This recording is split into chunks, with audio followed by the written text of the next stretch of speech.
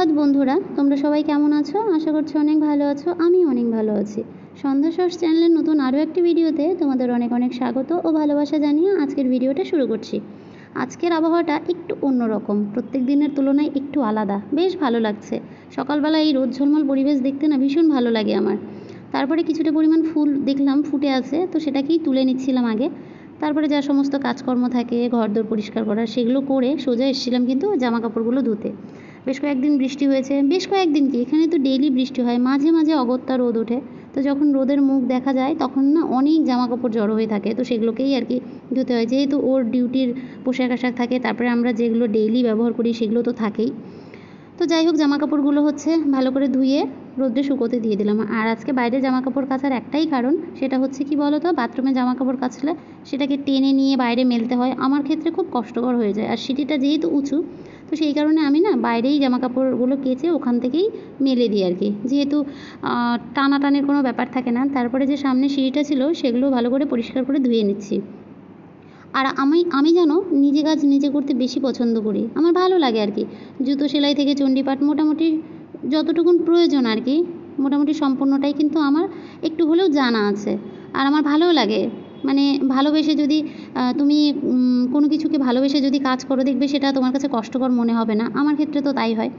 যাই হোক, ওর কালকে যেহেতু বৃষ্টির পরিমাণটা একটু বেশি ছিল, তো জুতোগুলো না একদম মানে পুরো একদম কাদায় ভর্তি হয়েছিল, তো সেগুলো ভালো করে ধুয়ে দিলাম, যেহেতু আজকে রোদ উঠেছে, জানি না আবার হয়তো বৃষ্টি শুরু হয়ে যেতে পারে।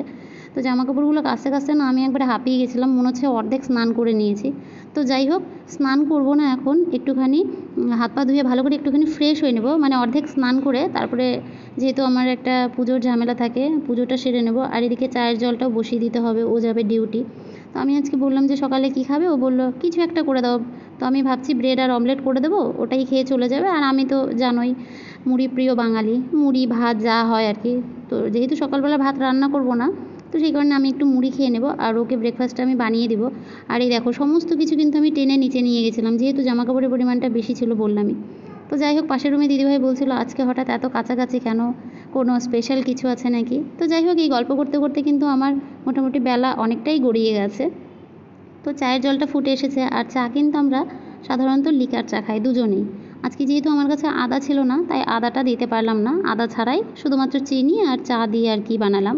তবে লিকার চা খাওয়া কিন্তু সত্যিই শরীরের পক্ষে খুব ভালো, সঙ্গে যদি একটুখানি লেবু দেওয়া যায় তাতে তো আরও ভালো। আমরা দুধ চা দুজনের কেউই খাই না। তো যাই হোক, ও চলে গেছে, তারপরে আমি পুজো টুজো দিয়ে ব্রেকফাস্ট করে বসে পড়েছি হচ্ছে সেলাই করতে। ওই যে তোমাদের বললাম না, জুতো সেলাই থেকে চণ্ডীপাঠ মোটামুটি সবই পারি, কম বেশি আর কি। দৈনন্দিন জীবনে যতটুকুন প্রয়োজন, মানে কাজ জানা প্রয়োজন, মোটামুটি সবটুকুনই আমার জানা আছে। তো যাই হোক, বাড়ি থেকে নাইটি পাঠিয়েছিল, সেই নাইটিগুলো না একটু বড় হয়েছে, বড় বললে ভুল হবে, আমি একটু মোটা বেশি, তো সেই কারণে নাইটিগুলো আমার কাছে ছোট হয়ে গেছে। তো একটুখানি সেলাই করে নিচ্ছি। কী আর করা যাবে, এখানে দর্জি তো অনেকটাই দূরে, আর বাড়িতে আমার এইগুলো কাজ করতে হয় না এই কারণেই, কেন কি আমার দিদি যেহেতু সেলাই জানে, তো আমি সমস্ত কিছু নাইটি বলো, কুর্তি বলো, ব্লাউজ বলো, মানে যা কিছু সেলাইয়ের জিনিস থাকে, শুধু আমার না, তোমাদের দাদাভাইয়েরও সমস্ত কিছু কিন্তু আমি দিদিকে দিয়েই করাই। তো ও যখন ফ্রি থাকে ও কিন্তু আমার সেলাইগুলো করে দেয়। তো আজকে ওর কথা খুব মনে পড়ছিল।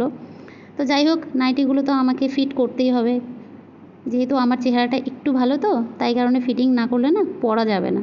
তো একটুখানি হাতে সেলাই মেরে নিচ্ছিলাম। আর নাইটির কাপড়গুলো না বেশ সুন্দর, যেহেতু আগের ব্লগে তোমাদের দেখেছো। আর এই সেলাই করতে বসে একটা কথা মনে পড়ে গেল, মানে সেই ছোটোবেলা যখন আমরা যখন ছোটো ছিলাম, তখন যদি কেউ সেলাই করতে বসতো, বলতো যে একটু সূচটা মানে সুতোটা ভরে দে। তো আমারও আজকে সুতো ভরতে গিয়ে না নাজেহাল অবস্থা হয়ে গেছিলো, মানে কী আর বলবো। তো যাই হোক, তারপরে একটুখানি বেরিয়ে গেছিলাম, মানে পাশেই একটা মাসিমার বাড়িতে গেছিলাম সবজি আনতে, মানে উনি সবজি বিক্রি করেন। তো এসে দেখছি উনি বাড়িতে নেই, ওনার দরজা টরজা সমস্ত কিছু তালা। তো এর আগে একদিন আমি ওনাকে বলেছিলাম যে সজনের শাক আমি নেবো কিছুটা, আমার বেশ ভালো লাগে, তবে আমি বেশি খাই না এই কারণেই, শুনেছি সজনের শাক বেশি খেলে নাকি প্রেশার লো হয়ে যায়। আর আমি তো এমনিই শুকনো কাঠ, তারপরে যদি বেশি পরিমাণে খাই তাহলে হয়তো আমাকে আর খুঁজেই পাওয়া যাবে না। তো যাই হোক, ওনাকে আমি বলেছিলাম, তো আমাকে বলেছিল যে যখন তোমার লাগবে তুমি নিয়ে যেও। তো সেটাই আর কি নিয়ে আসলাম। আর ওই যে বললাম না, সকালের দিকে বেশ সুন্দর রোদ উঠেছিল, এখন আস্তে আস্তে যত বেলা বাড়ছে রোদের পরিমাণটা না কমে আসছে। জানি না জামা কাপড়গুলো শুকোবে কিনা, এর মাঝে আবার বৃষ্টিও তাড়া দিয়েছিল। যাই হোক, জামা কাপড়গুলো তুলেও নিয়েছি, দেখতে পাচ্ছ। মানে এটাই হয় আর কি, একবার মেলো একবার তোলো, এরকমই। আর এদিকে তোমাদের দাদাভাই ক্যান্টিনে গেছিলো সকালবেলা, মানে সকালবেলা বলতে একজনকে ফোন করেছিল, তো উনি দিয়ে গেছেন। তো সেই জিনিসগুলো আর কি দেখছি ঠিকঠাক আছে নাকি। তো এখানে তেল, চিনি, বাসমতি চাল, এগুলোই আর কি। যদিও বা আমি এগুলো সমস্ত কিছু কিন্তু অনলাইন থেকে নিই।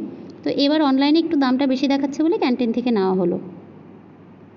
আমাদের এখানে এত গরম পড়েছে কি বলবো, দেখে বুঝতেই পারছো। প্রচণ্ড গরম পড়েছে। যখন বৃষ্টি হয় তখন মানে অতিরিক্ত বৃষ্টি, যখন গরম পড়ে তখন গরম, মানে থাকা যায় না। আর হচ্ছে এখানে একটাই সমস্যা, কারেন্টের মাঝে মাঝে ডিস্টার্ব। আর আজকে কি হয়েছে জানি না, ফিউজ উড়ে গেছে, সারা দিন লাইন নাই, মানে সেই সকাল থেকে লাইন। আর এই অবস্থা, ঘেমে মানে একদম স্নান করে গেছে। আর আমাদের সবথেকে বড় সমস্যা কি জানো তো, আমরা কোনো কিছুর সঙ্গে নিজেকে মানিয়ে নিতে পারি না। সেটা বলতে পারো সমাজ হোক বা যাই হোক না কেন। আমি তোমাদের ছোট্ট একটা উদাহরণ দিয়ে বলছি। এই যেমন আমাকেই দেখো না, ডেইলি বৃষ্টি হয়ে বলি কি বৃষ্টি হচ্ছে, আবার আজকে একটুখানি গরম পড়েছে বলছি আজ অসম্ভব গরম পড়েছে, থাকা যাচ্ছে না। তো আমরা নিজেরাই নিজেদের শত্রু, জানো তো। মানে আমরা এমন একটা সমাজে বাস করি এখন, কেউ কারো ভালো দেখতে পারি না। যদি কেউ কারো ভালো দেখি, মানে ভেতরটা জ্বলে পুড়ে আমরা মানে কেমন একটা ছারখার হয়ে যায়, মানে প্রত্যেকটা মানুষের ক্ষেত্রেই আর কি। তো আমি কেন কথাগুলো বলছি পরের কোনো একটা ভিডিওতে বলবো, অবশ্যই বলবো, বলবো না তা না।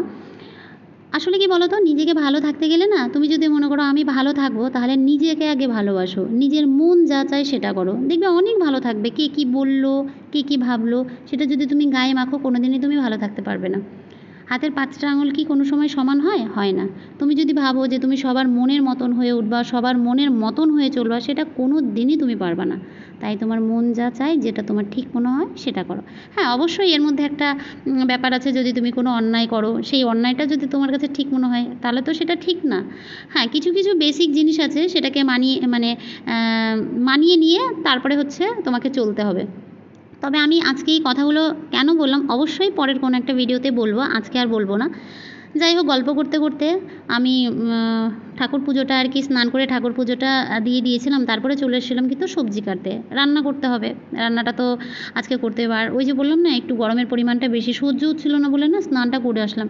কিন্তু এখন মনে হচ্ছে স্নানটা না করলেই ভালো হতো। আর আজকে জানো তো একটা কাণ্ড হয়েছে, ভাবলাম ডিমের ঝোল রান্না করব, আর এদিকে দেখো ডিমটা বয়েল করেছি। বয়েল করার পরে দেখছি কি কেমন একটা গন্ধ গন্ধ করছে। তো সেই কারণে আর কি ডিমটা করবো না, ডিমটা শুধু ভেজে রেখে দিলাম, যদি খাওয়া যায় খাবো, নাহলে ফেলে দিতে হবে। আর একটু একটু করে অনেকগুলোই আইটেম করেছি, শাক ভাজা করেছি, ঢ্যাঁড়স ভাজা, বেগুন ভাজা, আর একটুখানি সয়াবিন করে রাখছি, এটা রাতের জন্য। আজকে আর রাতে রান্নার ঝামেলাটা করবো না, রাত্রে শুধু রুটিটা করব। কেননা ওই বারবার রান্না করতে না একটু অসুবিধা হয় আর কি। তো আমার রান্নাটা মোটামুটি হয়ে গেছে, আর এদিকে ভাতটাও হয়ে গেছে।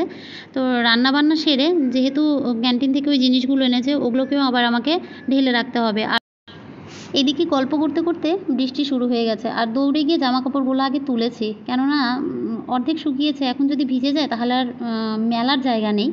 আর আমি ভয়েসটা এই কারণেই মিউট করে দিয়েছি, পাশের রুমে গান বাজছিল, কপিরাইট পড়ে যাবে। আর এই যে এই দিদিটা জামা কাপড়গুলো তুলতে পারিনি বলে ভিজছে। এখানে কিন্তু ত্রিপুরাতে যে আমরা সেই গ্রীষ্ম, বর্ষা, শরৎ, যে 6টা ঋতু, সেই ঋতুটা কিন্তু এখানে ফিল করতে পারি, যেটা আমরা আমাদের মালদাতে ফিল করতে পারি না। মানে মালদাতে তো অত্যাধিক গরম, কখন বর্ষা কখন শীত সেটা কিছুই বুঝতে পারি না। যাই হোক, আমার আর একটা বাজে অভ্যাস কি জানো তো, যখনই কোনো কিছু মানে ঢালি কৌটোতে, বা মানে যেটা আনবক্সিং বলে আর কি, তখন যেটা করি সেটা হচ্ছে কী হয় বলো তো, আগে আমি গন্ধটা শুকি। এটা আমার বাজে অভ্যাস বলতে পারো। আর এই প্যাকেটের তেলটা নিলে না অনেকটাই সেভ হয়, বোতল নিলে বেশ পড়ে যায় আর কি। তো আমি প্যাকেটটাই আর কি সবসময় নিই। তোমাদের দাদাভাইকে বলেছিলাম সর্ষের তেলটাও প্যাকেটের আনতে।